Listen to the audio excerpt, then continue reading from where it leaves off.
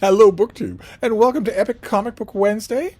This is a weekly feature where Michael K Vaughan and I combine the forces of stately Vaughan Manor and Hyde Cottage to talk about the comic books on which we've wasted our youths. Although the comic book that we're talking about today, Mike picks these. I don't pick what we're going to talk about. The comic book that we're going to talk about today, it didn't. Diplomatically speaking, let's just say it didn't come out in either one of our youths. Let's just put it that way. Which you could take either in one way or another. Either we hadn't been born yet, or one of us was not technically a Ute anymore. That's not possible. It must be that this long predates us. This is from the 1960s. Michael K Vaughan has chosen The Amazing Spider-Man number 3. Which is the introduction of Dr. Octopus, a classic, iconic Spider-Man villain, who will be known to people who don't know anything about the Spider-Man comic books, because he is reliably featured in video games and also in movies.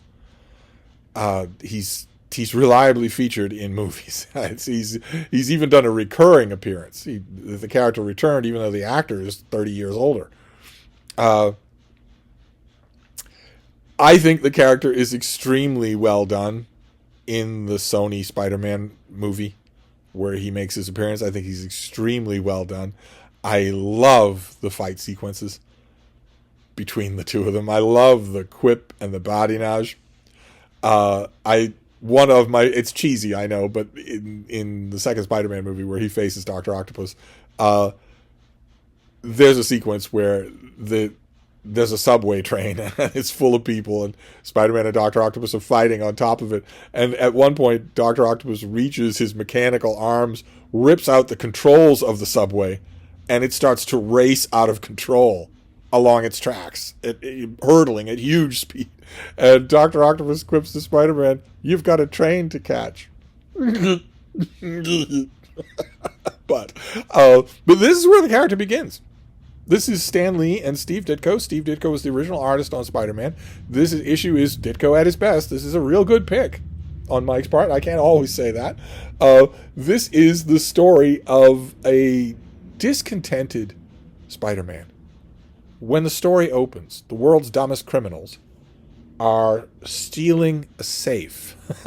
They've got on rollers. They're stealing a safe rather than crack the safe when they are interrupted by Spider-Man, who beats the stuffing out of them and leaves them hanging for the police, and who has a lament. "It's almost too easy. I've run out of enemies who can give me any real opposition. I'm too powerful for any foe. I almost wish for an opponent who'd give me a run for my money." And the next town over, there's a 15-year-old girl who's just deciding what kind of hairstyle she wants. She's got all these pin-up pictures in front of her. "I don't know if I can handle any of these. I'm a little bit plain. I might feel racy if I did this. I'm only 15. I'm a slight little thing. I don't know. I don't know which style I want."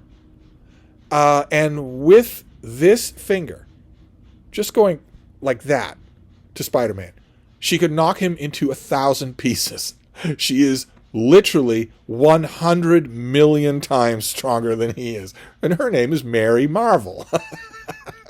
But he is too powerful for any foe. For Pete's sake. The wrong company for superheroes. Just one flick of her finger. "Do you mind, Mr. Bugman? I'm trying to decide on my latest bob." Just smacks him. And he goes flying into the outer atmosphere. Anyway, in Marvel Comics, we're, of course, dealing with psychotherapy superheroes who have feet of clay and who are really weak ass. If you want superheroes that aren't weak ass, you have to go to the real superheroes on the other company. But Spider-Man here is lamenting that he's simply too powerful. What am I going to find? He's a 15-year-old himself, just a high school student. Where am I going to find an opponent who's as powerful as I am? And that is Stan Lee's way of foreshadowing. That's about as good as he gets. Because we go to the Atomic Research Center, where the atomic research scientist, Otto Octavius, is handling deadly isotopes of radiation. And in order to do that, he is using mechanical, remote-controlled arms of his own device. So They're not static either. They are telescoped, so he can extend them. And we learn, the character says, "Here comes Dr. Octopus." Dr. Octopus, why do they call him that? Wait, you'll see.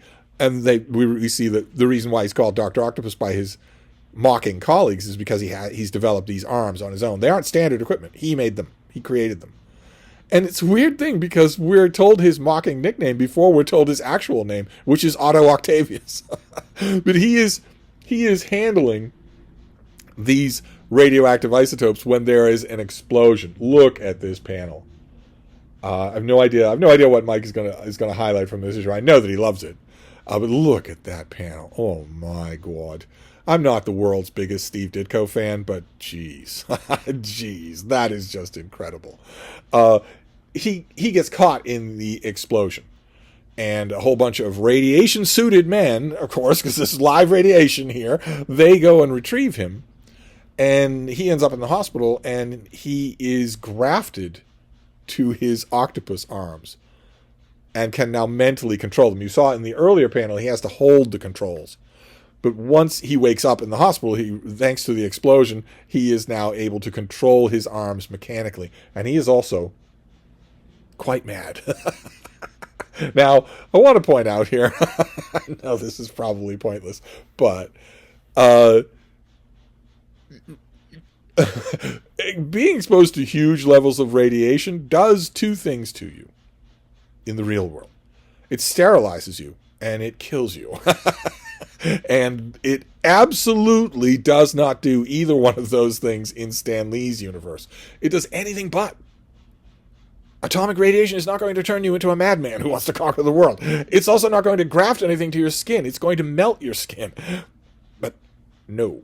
Fantastic Four, the Hulk, Spider-Man, Dr. Octopus, a million other people, they get exposed to massive amounts of radiation, and not only does it not kill them, but, as Sue Storm is a perfect example, it also does not sterilize them. Instead, it gives them superpowers, or changes their mentality towards Judeo-Christian morality. Dr. Octopus decides that he shall conquer the world on his own, and his arms snaking out from his body allow him to do that. These metal arms that he's made are immensely powerful. According to the greatest book ever made in the history of humanity, I refer, of course, to the official handbook of the Marvel Universe, the deluxe edition. Each of Dr. Octopus's arms is capable of lifting well over 3 tons. And they're really tough. And I believe they've been upgraded several times in the character's history. So we cut to the Daily Bugle, the newspaper where teenage Spider-Man, Peter Parker, works. Dr. Octopus has made the news, and by commandeering a private hospital, and J. Jonah Jameson, the publisher of the paper, wants pictures, but his men can't get anywhere near it. And Peter Parker says that he will get pictures. J. Jonah Jameson says, "My best men have tried and failed, but so far you've succeeded in every assignment. I can't imagine how a teenager like you does it." And Peter Parker, who is wearing a suit and tie, this is the early 60s after all, says, "Our agreement, JJ, is that you never ask me how I do it. Just have a check ready when I get back with pics of Dr. Octopus." I won't belabor this either. J. Jonah Jameson is a newsman who's been a newsman since, at least the World War II. And he says, "I just can't figure out how you do this. None of my men have been able to get close. You tell me that you're going out and you're going to get great pictures of Dr. Octopus, but I've talked to the men who were at this hospital, and they didn't see you. They saw Spider-Man, but they didn't see you. And here you have all these great pictures, all the composition angles of which show that they are being taken from a corner of the roof." But I don't know what's going on here. It's not that much harder to guess than Clark Kent wearing glasses. But Spider-Man decides to hop over the wall and check things out. Notice the artistry of Steve Ditko. I know I'm not his biggest fan, but when he's on, and he's on in this issue, he's really on. What other artist would think to do this? To show us the uncanny nature of Spider-Man's clinging ability by concentrating on it panel by panel. Sure enough, Spider-Man sees that Dr. Octopus is at his Bunsen burners and decides to just burst in and confront the guy, having the same attitude that he had when we last saw him, which is that I have no serious opposition. I am too powerful. provided that little girl dealing with her Bob doesn't come by and accidentally brush against me, in which case I would be crippled for the rest of my life because she can lift a planet. That's we're not talking about Mary Batson. We're not talking about Kara Zor-El. We're not talking about Donna Troy. We're not talking about anybody. We'll just stick to the loser side of the superhero world. The two of them fight, and Dr. Octopus's arms are mighty powerful. They're mighty powerful, to the point where Ditko gives us a great panel. You got to keep in mind, Dr. Octopus is in his late 30s at best, probably mid-50s. And Spider-Man here is a 15-year-old boy. And he is helpless. And Dr. Octopus contemptuously slaps him in the face. So it's not just that he's beating Spider-Man, he's humiliating him. After Spider-Man had run such a high about his own power, he throws him out a window. Spider-Man lands, and Peter Parker takes off his mask in a crisis. I have been beaten. Surely, what do I do now? I'm having a complete loss of nerve. And we get all these great panels with Dr. Octopus. Look at the panel work here. It's just amazing. Where Dr. Octopus is planning on world conquest and whatnot. And meanwhile, he's not being opposed by Peter Parker. Peter Parker has lost his nerve. He goes to a speech at his school's assembly. Pure coincidence that the speech is being given by the Human Torch, by Johnny Storm, the youngest member of the Fantastic Four. The Fantastic Four wants to go after Dr. Octopus, but they are all preoccupied except the Torch. And the Torch can't do it because his flame powers are a little weak. He needs time to recover. He's got some sort of bug. But he still has an inspiring story to tell the students, which is to never give up. Remember, never lose your spirit. Never give up. And Peter Parker in the audience thinks, oh my God, it's like he's talking to me. He goes up to Johnny Storm and thanks him. And that's interesting in terms of Marvel Comics lore, because this means the two of them don't know each other yet. The Human Torch and Spider-Man become real close friends. Understandably, since they're both teenagers in a world full of grown-up superheroes. It's understandable. They'd want to hang out with each other instead of the only other teenagers who are on offer, which is Rick Jones and his loser brigade. You know what? You want to stay away from them. And so it's natural that Spider-Man and the Human Torch become friends. And this is where they meet.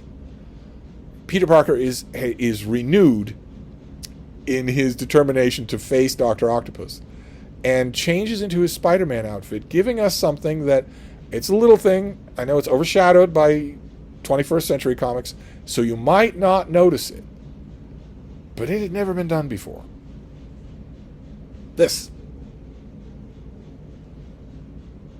That had never been done before. That is the abs of a teenager. That is a teenager thrusting his way into his skin-tight costume. We'd never seen that. Of course, Billy Batson doesn't need to change costume, but we'd never seen it with Superboy either, or the Legion. And you wouldn't bother to see it with Reed Richards. Anyway, Spider-Man launches himself into the scientific den of Dr. Octopus, and he is not prepared.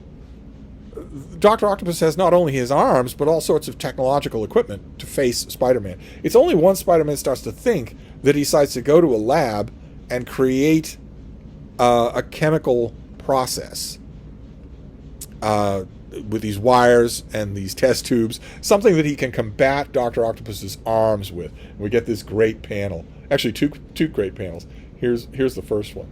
Spider-Man coming out of the lab like that. Just awesome. And that's followed up by this panel. Now, to find Dr. Octopus, look at that. That is just great. Apparently, his spider sense doesn't work too well because Dr. Octopus largely catches him by surprise. But he does manage to fuse two arms together. Two of the four arms. Thinking that will help to even the odds, but no. Dr. Octopus still has two other arms, and he can use the two fused ones as one big battering ram. So Spider-Man is still at his wit's end. It's not his experiment in the lab that helps him. Instead, it's a good old-fashioned right cross to the jaw. He uses his webbing to web Dr. Octopus's gigantic Coke bottle glasses, and when he is drawn closer, he just belts him. because Dr. Octopus is wearing this set of arms, and the arms are super powerful. They can extend to something like 25 feet each. Each of them have gyros inside, so they can balance themselves, so that him doing all sorts of heavy lifting is not tearing these things off his torso.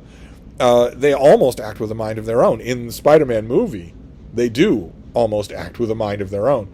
But in the comics, that's it for Dr. Octopus. He doesn't have any other superpowers. He's just a pudgy guy.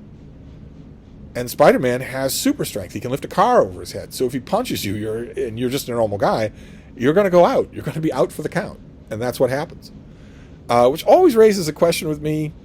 It's in Spider-Man comics and in Spider-Man shows and in the Spider-Man movies, we see Spider-Man punching Dr. Octopus all the time and then getting punched in return by Doc Ock's tentacles. When Doc Ock is a normal man, he couldn't take a punch from Spider-Man. And that reality, the reality of all the damage that would do to a normal man over time, is capitalized upon in a much later storyline called The Superior Spider-Man that I just loved. It was written by a lunatic, but it was wonderful, where Dr. Octopus he's just a battered Hulk. He is dying because of so much damage that he's taken from Spider-Man over the years. And he comes up with a way to transfer his mind into Peter Parker's body. And it's wonderful, absolutely wonderful, those issues with Spider-Man saying "bah" and talking like Dr. Octopus. But the Avengers do a scan on him. It's him, definitely. It's not an imposter. I wanted so bad that was called The Superior Spider-Man. It went on for a year. It was really good. All those issues were really good. And I wanted so bad for the writer to take chances with that. More chances than he took. That he doesn't do. Dr. Octopus smokes cigars. Not in this issue, but in every other appearance of his. What if he tried that in Peter Parker's body? Dr. Octopus also gets pudgy. What if he has Peter Parker overeat? What if we have a pudgy Spider-Man? Eventually, Peter Parker is going to come back to his own body, and he would have to deal with those things. But that doesn't happen. Instead, Spider-Man delivers Dr. Octopus to the authorities. He says, he delivers him like he did those villains at the crooks at the beginning of the episode. And he says, the authorities will be able to handle Dr. Octopus now. Why? Why will they be able to do that? I don't see it. They haven't had much luck handling him so far. But Dr. Octopus is one of the first in a long menagerie of great villains. Spider-Man has one of the best rogues gallery of any superhero. Just amazing. What I wouldn't give for Superman himself to have a rogues gallery this good, where you've got the Green Goblin and Mysterio and Dr. Octopus and the Kingpin and the Lizard. Just one great villain after another. But before Spider-Man ends the adventure, he has one last call to place to the Human Torch, where we learned that the doctor says, "Good news, Torch. Your temperature is down and your virus is gone. By now, your flame should be working at full strength." And the Torch says, "Great, Doc. I want to show my partners in the Fantastic Four that I can handle Dr. Octopus alone." But it turns out he doesn't need to. Spider-Man is there to tell him, "I did it myself." And this is the two of them meeting and talking for the first time. It can't be... See, Human Torch at least must know that this is another teenager. This is a teenage boy that he's talking to. They at least must know that. It's the beginning of a friendship that it's recurred to over and over again in Marvel Comics. But that's it. That is the story. Spider-Man is feeling full of himself. He meets his most powerful supervillain to date. He almost loses. He's inspired by the Human Torch and goes and wins, using his scientific knowledge, but also adapting on the fly. A terrific issue. Spider-Man #3, the introduction of Doc Ock, everybody's favorite Spider-Man villain. So that's great. Very happy about it. No idea if all these smiles will extend to next week. We shall see. But I will wrap this up for now. I'll see you all then. Thank you, BookTube.